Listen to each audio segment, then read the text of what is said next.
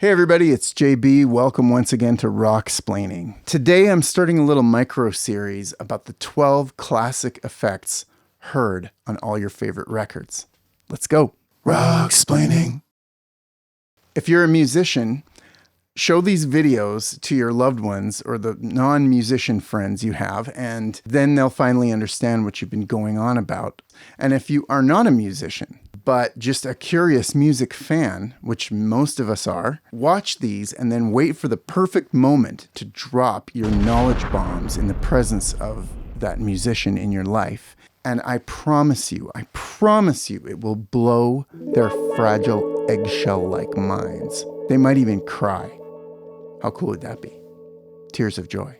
So recording's been around for a long time, over 100 years at this point. And it's really its own separate art form. And during that time, there was about a 30-year window there between the early 50s and the early 80s when artists and recording engineers were developing new effects to enhance the sound of the records and to enhance the music. And you hear this stuff every day. Every time you hear music, you hear these effects, but they just sort of go by, and the average person doesn't really have an understanding of them. And I thought, how cool would it be for new musicians or the casual music fan to have a basic understanding of what these things are and be able to identify them in the hope that it will deepen our appreciation of the artists, of the records, and of music and recorded sound in general. So that's what this is all about, and I will try my very, very best not to veer too far off into the depths of nerdland. It's a slippery slope. Like I said, I'll try. So what I'm going to generally do is I'm going to take 2 or 3 of these effects that are kind of related, and I'm going to contrast them against each other so that your ears learn to tell the difference and be able to pick them out. So for example, you'll be able to instantly know the difference between, say, echo and reverb, where right now you might think they're the same thing, but they're actually 2 totally different sounds. And I'm telling you, you're going to get it. You're totally going to nail this. The 12 effects that I'm going to cover are echo, reverb, distortion, filtering and EQ, compression, tremolo, vibrato, phase shifting, flanging, chorus, and finally double tracking and rotary speaker or Leslie effects. It's not as crazy as it sounds. Now, all these effects were developed prior to 1980. But the important thing to know is that you're still going to hear them in every single modern recording in some way, shape, or form to this day. Now, there are some newer effects, and I'm not going to touch on them in this series. I'll tell you why in a minute.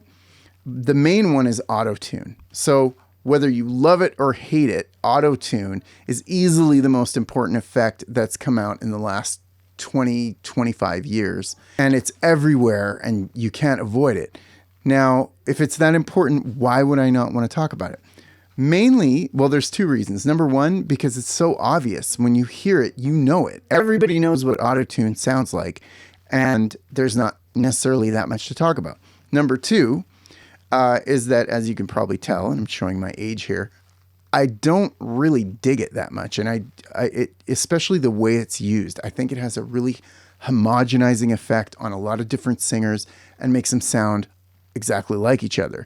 So if you want to know about autotune, you should probably be learning it from somebody who likes it a lot more than I do. What I really want to do here is focus on the foundational effects, the classics, the Roy G. Biv rainbow of primary color effects, sort of. And once you can understand what those are, 99% of all the other effects are based on those anyway. I really hope you find this information valuable or inspiring in some way, and I hope it opens up the sound of some of your favorite songs and some of your favorite artists and lets you go a little further inside the music. And I also hope that it inspires some conversations, some interesting chatter around the water cooler, or perhaps even in a more intimate setting. So without further ado, folks, let's dive in to Volume 1, Echo, and Reverb.